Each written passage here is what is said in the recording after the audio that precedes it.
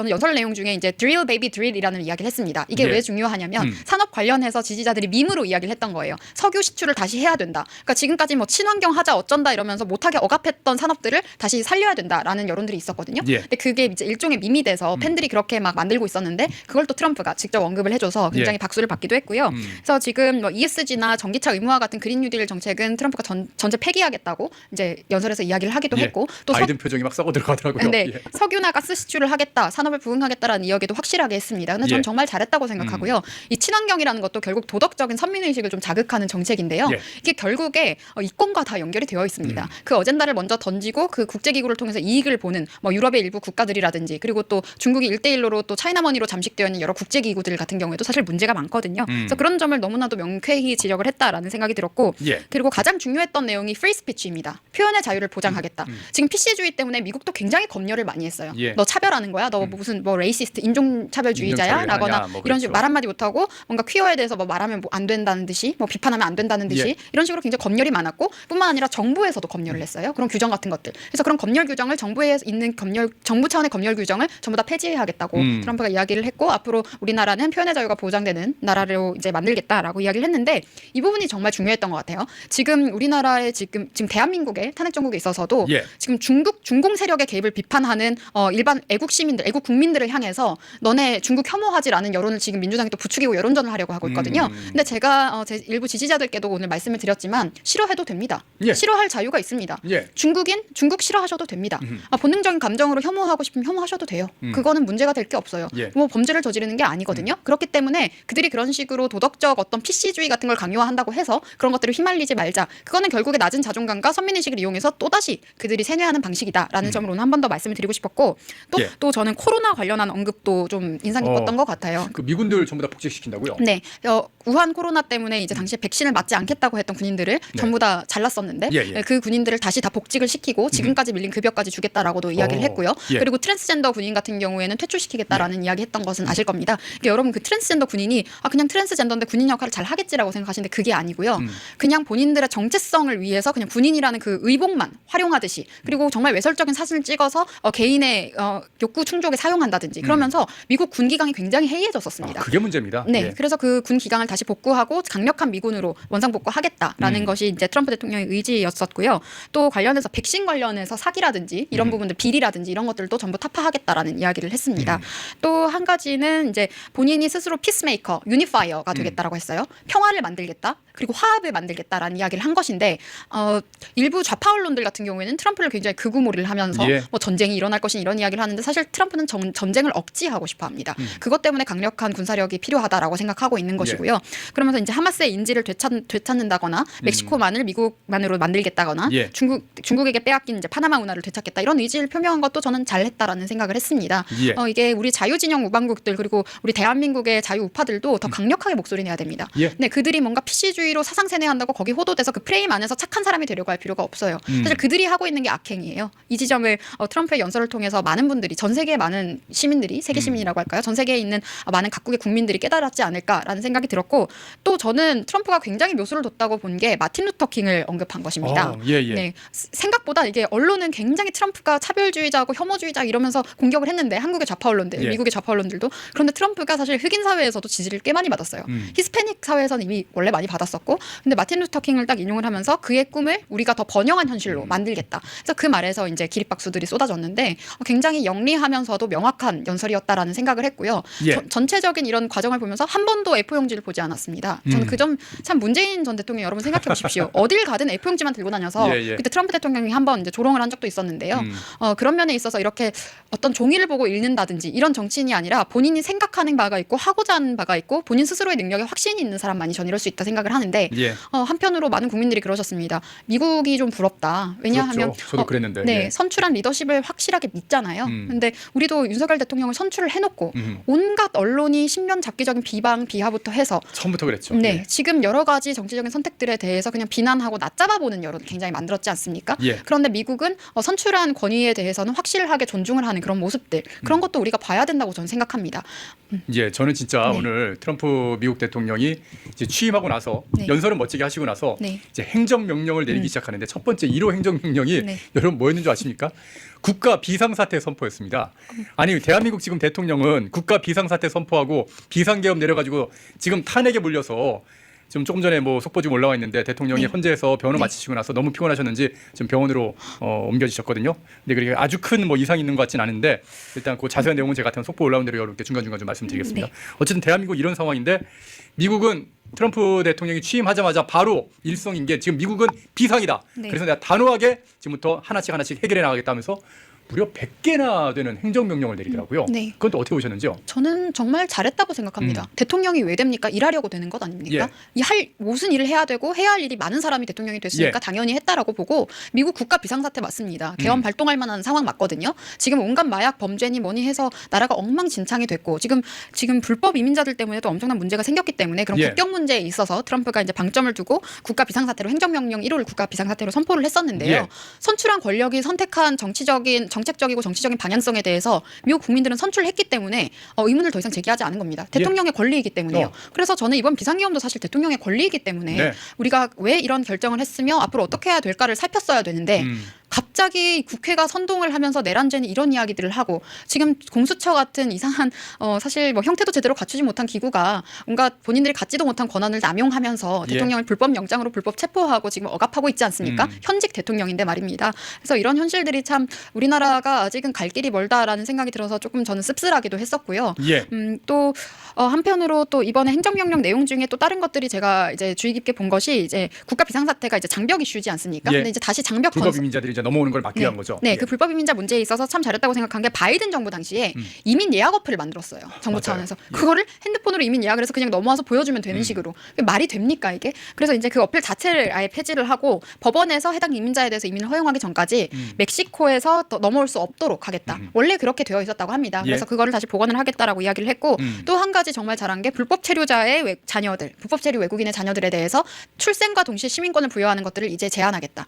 하지 않겠다라고 저는 했습니다. 그분이 확 와닿더라고요. 네. 그러니까 부모가 뭐 반미, 그러니까 미국의 어떤 정체성에 반하는 그런 행동을 하면 자녀가 자동적으로 시민권 받는 거, 귀화권 받는 거, 그거 다 제한하겠다 이렇게 딱 선언을 하더라고요. 네, 이거는 정말 잘했다고 생각하고요. 이걸 악용해서 사실 뭐 원정 출산이라든지 이렇게 하는 경우도 있는데 일부러 이렇게 해서 불법 체류를 해서 자녀에게 미국 시민권을 무상으로 부여하고 사실 국가에 뭐 세금도 내지 않고 온갖 혜택은 다 탈취하면서 이렇게 하는 것들 아닙니까? 그래서 저는 이건 참 잘했다고 보고 국가에 기여하지도 않았고 불법 체류를 하고 있는 불체자가 아이를 낳았다는 이유만으로 그 국가의 시민권을 얻을 수는 없는 것입니다. 그렇기 때문에 저는 이 결정에 대해서도 동의한다라는 입장을 드리고 싶고요. 또 이제 국경 지역의 장벽 건설에 있어서 지금은 이제 미국이 국방 예산을 투입할 수 없었는데 앞으로는 국방 예산을 투입하겠다고 했습니다. 이게 어떤 의미냐면 이게 안보 이슈라는 뜻입니다. 그래서 저는 이런 정책 기조들의 전환은 아주 긍정적이다라고 봤고요.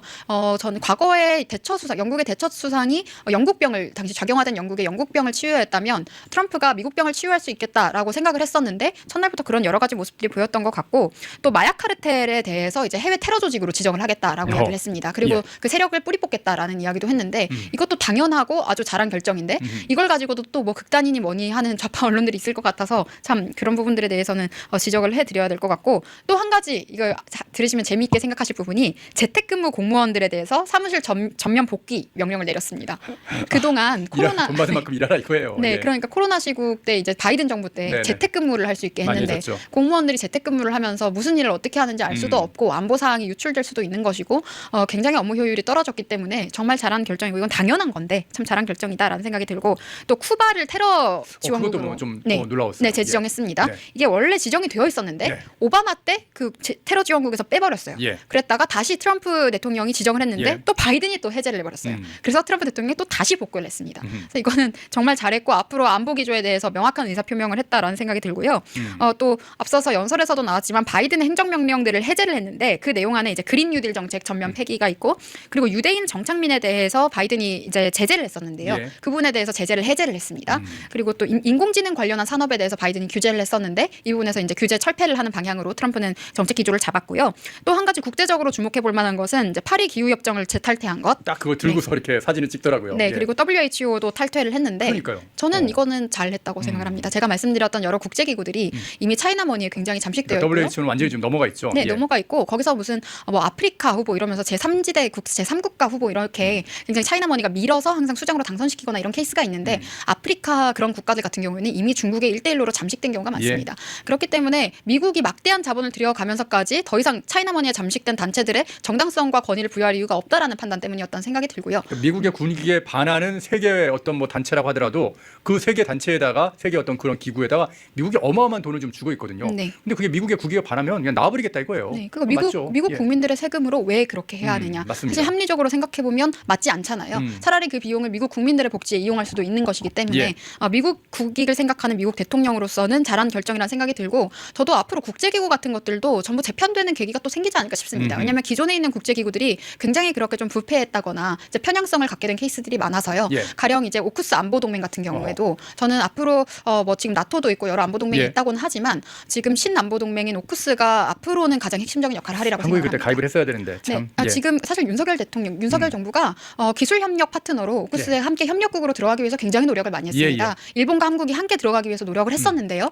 굉장히 지금 민주당을 비롯한 좌익 세력들의 방해를 많이 받은 측면이 중국의 있거든요. 견제가 있는 거죠. 네, 예. 많이 방해를 받은 측면들이 있다라는 점을 좀 짚어드리고 싶고 또 한 가지 또 행정명령에서 이야기할 수 있는 거는 16 의회 사태 연루자 1,500명 사면. 그 의회 습격한 예. 네, 그때 당시에 이제 트럼프 대통령을 지키기 위해서 이제 미국 국민들이 의회를 습격했던 그 미국 국민들 1,500명에 대해서 사면을 했는데 이것도 저는 잘했다고 생각을 합니다. 왜냐하면 이제 국민들 입장에서 정말 헌법 질서와 민주주의 가치가 막장까지 붕괴됐다라는 생각이 든다면 저항권은 이야기를 할 수 있는 문제죠. 그렇기 때문에 트럼프가 자유민주주의를 대하는 태도를 한 번 더 보여줬다라는 생각을 하고요. 그렇게 하면서 뭔가 살상을 한다거나 이런 것들을 한 것이 아니라 국회를 점거해서 본인들의 의사표현을 했던 것이다라고 생각을 하는 것 같습니다. 뭐 앞으로는 저는 트럼프 2기 정부는 1기 정부보다는 조금 더 순탄하면서도 훨씬 더 빠른 보폭으로 정치 변화를 추진할 수 있을 것 같다는 생각이 드는 것이 1기 정부 때는 트럼프 개인에 대한 지금 윤석열 대통령에 대한 공격 같은 것들, 신변 잡기적인 공격 같은 것들이라든지 좌파 언론들이 굉장히 악마화한다든지 예. 이런 피해 때문에 추진이 어려웠던 것들도 있어요. 특히 코로나 시국에 있어서 너무 많은 선동적인 것들에 대해서 피해를 보이도 했었는데요.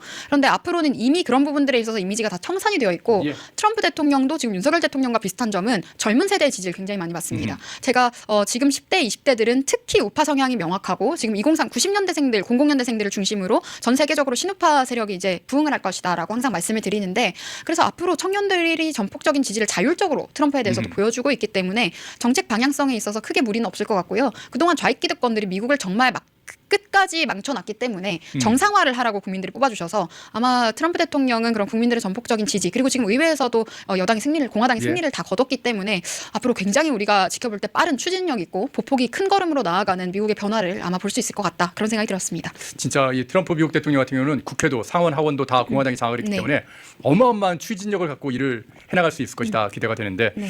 참 그 윤석열 대통령만 생각하면 마음이 좀 짠해지는 그런 상황입니다. 막 들어온 좀 속보 내용 좀 전해드린다면은 헌법재판소에서 윤석열 대통령이 빠져나와서 이제 변론을 마치고 빠져나올 때 이 공수처가 또 달려들어서 강제 구인을 하려고 했던 모양입니다.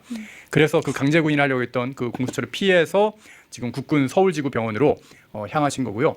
아직까지 뭐 건강상의 어떤 큰 문제가 있거나 그런 상황은 아니고 일단 그 이 공수처의 강제 구인은 지금 병원으로 피하셨기 때문에 피할 수 있었던 강제 구인은 불발된 그런 상황이라고 지금 현재 속보가 막 올라와 있는 상황입니다. 네, 무슨 현직 대통령을 납치하려고 하는 조직이 진짜. 무슨 조직인가요? 저는 너무나 경악스럽습니다. 이 속보를 듣고. 예, 군인들은 좀 생각을 좀 해주시기를 좀 부탁을 좀 드리겠습니다. 강도입니까? 예. 자, 백지원 대변인 지금 뭐 댓글창에서 얼마나 다들 뭐 똑똑하다 말씀 잘하신다 막 지금 칭찬하고 계신데 혜성님, 별의단태님, 태극기 휘날리님, 엘라휴님, 외바늘 조사님, 여우님, 굿모닝님께서 후원해 주셨습니다. 감사의 말씀드리겠습니다. 오늘 트럼프 윤석열 대통령의 말에도 귀를 기울였으면 좋겠습니다. 윤석열 대통령이 이제 계엄을 하고 이제 그런 이야기들을 했을 때 네. 지금까지 이제 임기 중에 계엄을 하기 전에 임기 중에 대국민 담화를 하고 기자회견을 하고 예. 아무리 이야기를 해도 들어주지 않더라라는 답답한 마음을 이야기하신 적이 있다고 들었습니다. 예. 그만큼 언론들이 신변잡기적인 세뇌를 하고 그런 것들에 빠져서 정말 이 사람이 무슨 말을 하는지에 대해서는 아무도 집중을 하지 않았던 것이 저는 좀 슬프기도 했는데요. 민주당이 정말 대한민국의 국회의원들이 맞나 생각이 막 혼동이 될 정도로 일단 윤석열 대통령이 하려고 하는 모든 일들을 다 방해를 했어요. 이게 네. 지금 가장 큰 문제입니다. 네. 예. 그리고 또 제발 그래서 저는 앞으로 윤석열 대통령의 말 지난 시간 동안 지난 2년 반 동안 했던 말도 다시 찾아서 보시길 바랍니다. 제가 제 소셜 네트워크를 통해서도 영상을 지금 공개를 한 것들이 있는데 예. 대통령이 후보 시절에 자유민주주의에 대해서 명확하게 이야기한 영상이 있습니다. 예. 그 영상은 제가 이제 따로 인스타그램에 업로드를 했는데 한번 찾아보시면 좋을 것 같은데요. 그 어떤 정치인보다도 가장 명확하게 자유민주주의를 이야기를 합니다. 취임식에서부터 뭐 정확하게 네. 자유가 무엇인지 얘기를 하시죠. 네, 그런데 이것이 어떠한 정치 이념 공부를 통해서 하는 말이 아니라 본인이 직접 겪고 느낀 바에 대해서 말씀을 하십니다. 그게 문재인 정부 때 정말 괴롭힘을 당했거든요. 사실 이 공수처라는 조직이 문재인이라는 사람이 윤석열 대통령에 대해서 안갚음을 하려고 만든 조직과도 다를 바가 없습니다. 맞습니다. 예. 만들어진 다음에 1년 동안 40% 이상이 전부 다 윤석열 대통령에 대한 공격 내용들이었고요. 그 내용들이 어떤 것들이냐면 조국 사태에 대해서 수사했기 때문에, 조국 비리를 수사했기 때문에, 그리고 문재인 대통령의 울산시장 선거 개입을 기소하려고 했다. 예. 이 두 가지 때문에 완전한 보복을 가한 겁니다. 아무리 대통령이 이 부분에 대해서 기자회견에 대해서 설명을 하고 해도 지금까지는 국민들이 사실 들어주지 않았습니다. 예. 그런데 개엄 이후에는 이런 공수처제의 만행을 보시고 다시 그때 이야기들을 찾아보시거든요. 그리고 공수처 지금까지 변변찮은 실적 하나 내지 못했습니다. 예. 그러면서 본인들 힐링 예산 같은 거 증액하고요. 정말 쓸데없는 짓들 많이 했거든요. 그래서 그런 것들 국민들께서 꼭 다시 찾아보셨으면 좋겠고, 부정선거 관련해서도 우리나라의 부정선거는 우리나라에서 해결을 해야 되는 거예요. 예. 외국이 무조건 들어와서 무슨 선생님처럼 해결해 줄 수 있는 문제가 아니에요. 그런데 이미 지금 선관이라는 조직이 얼마나 부패했는지, 채용 비리가 1,200건이 있는 조직이 어디에 있습니까? 예. 그리고 실제로 소쿠리 투표함 같은 논란도 있었는데, 지난 대선 당시에 비닐봉지, 쓰레기봉지, 무슨 운동 가방 같은 것들, 택배 상자 이런데 지금 사전투표 표를 받았단 말이에요. 예. 그리고 이 표를 옮기는데 사전투표 우편물들은 플라스틱 소쿠리에 보관이 되어 있었어요. 그리고 CCTV가 가려진 방에 플라스틱 소쿠리에 담긴 채로 방치가 되어 있었는데, 이게 당시에 근무했던 공무원이 고발적으로 사진 같은 것들을 공개를 했던 겁니다. 예. 본인이 그때 이제 자원봉사처럼 파견을 해서 갔는데 이런 현실을 보고 너무 자괴감이 들었다고 이야기를 했던 거고요. 사전 선거 자체가 절대로 해서는 안 되는 제도인데 네. 진짜 이게 민주당이 자신들의 어떤 표를 위해서 그렇게 만드는 제도라서 엉성하게 짝이 없고 그걸 관리하는 것 자체가 엉망이었던 겁니다. 네, 그리고 공직선거법상 사전투표 우편물은 접수 즉시 우편 투표함에 투입을 해야 됩니다. 예. 투입을 해야 되고 영상정보 처리기기가 설치된 장소에 보관을 해야 되는데 그 사람들이 설치는 해놨는데 카메라를 종이로 가려놓은 거예요. 그럼 이거는 저는 공직선거법 위반 소지가 다분하다라고 생각이 들거든요. 예. 근데 이 부분에 대해서 소쿠리 투표를 비롯해서 선관위의 부정행위들에 대해서 최재해 감사원장이 파헤쳤습니다. 그래서 감사원이 파헤친 것 때문에 지금 민주당을 비롯해서 지금 최재해 감사원장 탄핵을 한 거거든요. 너무 감사원이 정말 대통령과 감사원만 일을 했나 싶을 정도로 일을 많이 했었습니다. 이렇게 비리가 파헤쳐지니까 본인들이 탄핵을 했다라는 이야기를 드리고 싶고, 사실 선관위는 이미 헌법기관의 지위를 오남용하고 있는 썩은 부패 기득권이다라고 저는 말씀을 드리겠습니다. 또 선거연수원 건물이 수원에 있는 선거연수원 건물 1동이 외국인 공동주택으로 용도가 등록된 것이 등기가 좀 네. 약간 이상하게 돼 있더라고요. 네, 1월 15일 등기부 등본으로 제가 제보를 받았는데요. 네. 그 정말로 외국인 공동주택으로 용도가 등록되어 있는데 그 부분에 대해서 지금 선관위가 어떤 설명을 했습니까? 아무 설명도 하지 않았지 않습니까? 의혹을 제기하는 겁니다. 그럼 예. 설명을 하면 되는 겁니다. 이걸 어떻게 이게 음모론이겠습니까? 그렇게 프레임 씌워서 호도할 내용은 아닌 것 같다 말씀드리고 싶고, 트럼프가 이야기했어요. 미국에서도 이미 부정선거가 발생했고 예, 그 배후에 미국은 확실히 있습니다. 네, 예. 그 배후에 이제 다른 국가들이 개입되어 있을 가능성에 대해서 분명히 이야기를 했고요. 제가 조지아 부정선거에 대해서도 항상 말씀을 드렸는데, 조지아는 이제 서방 국가에 반하는 러시아가 부정선거에 개입을 해서 EU가 이 부분에 대해서 미국과 EU가 직접 문제를 제기하기도 했었습니다. 러시아와 유럽의 경계에 있는 나라 조지아입니다. 예. 네, 그래서 이런 부분들도 있었고, 캐나다 선거에 있어서는 중공이 개입한 정황이 이미 다수 발견이 됐고, 영국 선거에도 중공이 개입을 했고요. 그렇기 때문에 이 이슈에 대해서는 우리가 한번 파헤치고 직접 해결해 봐야 된다라는 말씀을 드리고 싶어요. 한국에서 부정선거에 대해서 뭔가 이야기를 제기하면 음모론자라거나 없는 지금 법을 만들고 있자니까요. 네, 예. 없는 담론을 만든다거나 이런 식으로 비난을 하는데, 부정선거라는 것은 범죄사실 의혹입니다. 범법행위 의혹입니다. 그럼 범법행위와 범죄사실 의혹은요, 사실 우리나라가 정상국가였으면 진작 특검을 하든 뭘 하든 해서 파헤쳤어야 되는 부분입니다. 네네. 그럼 범죄 혐의에 대해서는 파헤쳐서 수사하고 해결하면 될 일인데, 그동안 정말 비협조적으로 헌법기관의 지위를 이용을 해서 절대 수사에 대해서 협조하지 않았기 때문에 계엄을 하지 않고서는 그 비리 상황 같은 것들을 정확히 확인하기가 어려웠던 상황이었다. 이런 지점들을 말씀을 드리고 싶고요. 또 지금 민주당에서 부정선거 의혹 제기만 으로도 처벌할 수 있는 법안, 이건 선관위에서 추진하려다가 말도 못해요. 네, 선관위에서 자체적으로 추진하려다가 논란이 돼서 안 한다고 하더니 민주당이 했습니다. 민주당과 조국혁신당이 이런 걸 하겠다고 했는데, 이건 여러분 앞서서 이제 트럼프 대통령이 강조했던 프리 스피치에 정면으로 위반되는 예. 이것은 독재입니다. 이것은 국민들의 눈과 귀를 가리고 입을 묶어버리는 정말 독재 행위에 가까운 부분들이다 말씀드리고 싶고요. 의혹 제기할 수 있습니다. 왜 못합니까? 본인들은 의혹 하나만으로도 특검 맨날 하지 않습니까? 예. 선관위는 지금 의혹이 한두 개입니까? 의혹투성이입니다. 그런데 왜 특검을 하면 안 됩니까? 왜 의혹 제기하면 안 됩니까? 범죄 사실을 숨기려고 민주당이 선관위를 위해서 나서는 이유도 오히려 그 의혹을 좀 더 부추길 뿐이다라는 말씀을 드리고 싶습니다. 예. 그리고 저도 지난 대선 기간에 서울시 선관위로부터 조사를 받은 적이 있는데요. 그러신 적 있어요? 네, 제가 이재명의 욕설을 비판했다는 이유로 이제 무슨 이름을 밝힐 수 없는 신원 미상자가 본인들에게 이제 신고를 했다면서 하긴 뭐 저도 네. 뭐 고발당해갖고 경찰서 가고 막 그랬었으니까. 출석을 요구를 했는데 제가 듣기로는 보통 그게 서면으로 이루어지는 조사라고 하더라고요. 그런데 예. 저한테는 제가 어려서인지 모르겠는데 서면에 대해서는 설명도 해주지 않았고 무조건 출석을 하라는 식으로 이야기를 했습니다. 그래서 출석을 했더니 저에게 국민의힘을 누가 시켜서 가입했느냐. 네, 그리고 이번 대통령 선거에서 누구를 뽑을 것이냐, 누구를 지지하느냐, 또 이재명이라는 사람에 대해서 어떻게 생각하느냐, 예. 고 이재선 씨와 무슨 아니 관계냐. 그거를 경찰이 물어봐요? 경찰도 아닙니다. 경찰 권한도 없는 선관위 직원이 조사를 합니다. 선관위 직원이 물어봤다고요? 네, 주무관이 그렇게 했습니다. 제가 그 상황을 그때는 이런 체계를 몰라서 다소 좀 겁을 먹기도 하고 그렇게 했었는데요. 어허. 그러면서 아니 출마하신 게 아닌데 왜 선관위 직원이 그걸 나오죠? 제가 그때 이제 선대위 대변인으로 있었는데 제가 선대위 작성한 대변인이니까. 대선 아하. 기간에 예, 작성한 예. 논평 때문이었는데 그럼 이재명이 무슨 욕을 했다는 것이냐, 근거가 무엇이냐 해서 제가 그 욕설 동영상 그 파일을 틀었는데 네. 욕으로 들리지 않는다, 들리는 대로 이야기해보라고 하더라고요. 그래서 그런 일들을 겪은 바가 있기 때문에 저는 선관위의 정치적 중립성에 대해서는 굉장히 의구심을 그때도 예, 느꼈습니다. 물론 그때 당의 방향이 이런 부정선거에 대해서 얘기도 하지 못하게 하는 당 지도부의 방향성이 있었기 때문에 뭐 제가 선관위에 대해서도 비판을 할 수도 없는 입장이었어서 참 그때 아쉬웠던 점들이 있었는데요. 예. 그뿐만 아니라 선관위가 대학생들을 대상으로 또 이제 전공 강의를 진행을 하기도 하는데 제가 대학교 때 그 수업을 들었었습니다. 들었었는데 그때도 선관위 직원들이 조금 노골적인 정치 편향을 사실 보였어요. 아 대학생들을 상대로요? 네, 어허. 수업을 하는데 뭔가 문재인 대통령을 좀 칭찬을 굉장히 과하게 한다거나 그리고 특강을 나오는 국회의원들이 뭐 민주당과 정의당 소속만 나왔다거나 국민의힘은 아예 나오지가 포함되어 있지도 않았거든요. 뭐 그런 흐름들도 있었기 때문에 선관위의 정치적 편향성에 대해서는 국민들께서 충분히 상식적이고 합리적으로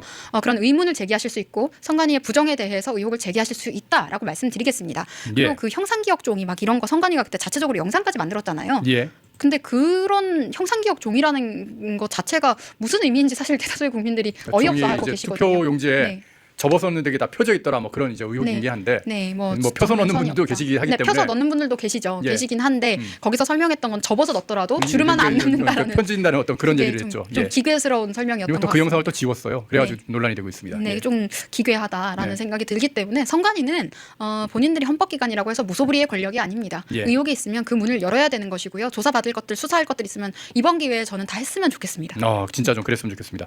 이거 외형 선거와 관련해서 지금 뭐 조국당도 뭐 부정선거 입틀막법 이런 거 좀 만들고 있는 그런 상황이던데요. 네. 이거 외에도 지금 굉장히 많더라고요. 또 좀 이 가짜 뉴스 관련된 거, 또 이제 부정선거 의혹과 관련된 거 이런 부분들이 국내에서 계속 이슈가 되던데요. 네. 그러니까 이게 전형적으로 저들이 언론 통제를 하는 거죠. 사실 우스운 이야기가 예. 좌파 언론들은 레거시 언론이라고 하면서도 얼마나 선동적인 허위 정보들을 많이 보도해 왔습니까? 그런 다음에 나중에 뒤늦게 정정하고 그 정정하면 누가 합니까? 이미 선동하고 나면 끝나는데요. 박근혜 대통령 당시에만 해도 얼마나 그런 내용들이 많았습니까? 그런 것들 때문에 저는 참 개탄을 금치 않을 수가 없다 말씀을 드리고 싶고요. 예. 본인들에게 유리한 것들은 가짜여도 진짜라고 이야기를 하고 본인들에게 불리한 것들은 진짜여도 가짜라고 이야기하는 이런 상황들이 참 잘못됐다라는 말씀을 드리고 싶습니다. 예. 그리고 지금 요 기사 이게 어제 이번 주부터 계속 좀 화제가 됐던 그런 기사인데 스카이데일리가 보도했던 내용에 대해서 이제 미국 국방부까지 나서서 부인을 하고 있는 그런 상황이더라고요. 이건 어떻게 보셨는지요? 저는 이 기사 내용에 대해서는 일단 중립적으로 관망하고 있었거든요. 예. 네, 이게 사실인지 아닌지는 일단은 만약에 이게 사실이라면 대통령 변호인단이 적정한 시기에 꺼낼 수도 있으니까 함부로 이야기를 해서도 안 되고 예. 뭐 기정사실화 하기도 조금 어려운 부분이 있다라고 생각을 했는데 주한미군에서 이야기를 했다고는 하지만 글쎄요, 주한미군과 어떤 소통을 했는지는 전 잘 모르겠습니다. 지금 스카이데일리가 설명하는 것은 또 다른 기관이랑 이야기를 했다 뭐 이렇게 이야기를 하기 그래서 때문에 이제 국방부에서 네. 미국 국방부 소속 네. 기관이기 때문에 네. 미국 국방부에서 얘기를 했고요. 네, 그리고 그러니까 이렇게 지금 이게 번역된 내용인데 네. 아예 지금 요게 지금 제가 좀 추가를 못 시켰는데 아예 주한미군에서 스카이데일리의 기사라고 딱 명시해서 다시 한번 또 성명을 냈더라고요. 네, 그게 명시가 안 되어서 또 해석이 분분한 분. 뭐 그렇게 해서 또 의혹을 제기하니까 네. 아예 주한미군에서 스카이데일리의 기사는 사실이 아니라고 딱 명시해가지고 다시 한번 성명을 또 냈습니다. 네. 뭐 그런 상황입니다. 네, 이런 부분들은 뭐 알고 지나가면 될 일이기 때문에 예. 뭐 큰 해프닝이나 큰 타격이 될 일은 아니라고 생각합니다. 저는 이제 그건 이제 그렇게 생각을 하는데 네. 조금 좀 우리가 싸우더라도 그러니까 저쪽이 가짜 뉴스 하는 거에서 우리가 공격하려면 우리도 가짜 뉴스는 되게 조심하면서 좀 싸워야 된다. 그런 말씀을 좀 드리도록 하겠습니다. 네. 자, 그리고 요 편지 읽어보셨는지요? 그 서부지법에 체포됐던 네. 그 서부지법 사태로 체포됐던 그 청년이 썼던 편지인데 저는 이제 반성을 하지만 그러나 나는 이 어떤 서부지법 사태로 해서 굉장히 많은 것을 배웠다라고 이렇게 청년들이 얘기하던데 이 편지 읽어보셨나요? 네, 저는 저 편지의 내용, 저 편지를 쓴 청년의 목소리가 네. 지금 우리 세대의 민심 그 자체라는 생각을 합니다. 물론 이제 뭐 폭력 행위에 대해서는 자제되어야 되는 것은 맞습니다. 하지만 저 청년이 썼던 그 다른 여러 가지 내용들에 대해서는 우리가 지금 정말 공감하고 있는 내용들이거든요. 그러니까 왜 윤석열 대통령이 10대, 20대, 30대의 전폭적인 지지를 받는지를 명확히 설명을 했고요. 이 나라의 자유민주주의의 가치를 지키기 위해서 당연히 필요했다라는 생각을 하고 윤석열 대통령의 계엄이라든지 이런 여러 가지 정치적인 선택을 지지하는 청년들이 이런 생각을 하고 있다라는 말씀을 드리고 싶고요.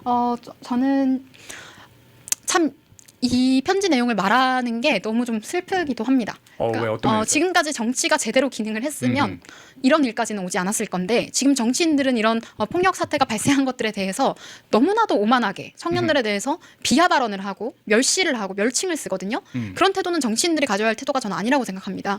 이런 사태까지 오게 만든 본인들의 책임을 되돌아봐야 되는 겁니다. 그동안 자유민주주의가 무너지고 헌법가치가 무너지는 동안 본인들은 무엇을 하고 있었는지. 그리고 제가 청년들이 정말 충격받았던 것은 그 서부지법 주변에 어슬렁거리기만 해도 뭐 징역을 살 수가 있다는 식으로 경고를 했단 말입니다. 예. 지금 이게 말이 되느냐. 지금 청년들이 이제 어슬렁죄까지 생겼냐라고 지금 지탄하고 있는데 지금 저는 경찰이 본인들이 국민들의 치안을 위해서 존재하는 조직인지 어떠한 모종의 부패 권력을 위해서 부역하고 있는 하수인 세력인지 분별을 잘 해야 될 것 같다라는 생각을 합니다. 그리고 지금 이번에 서부지법 관련해서 이제 그 내부까지 들어갔던 한 고등학생이 했던 이야기가 자유 없는 세상은 살 가치가 없다라는 이야기를 했거든요.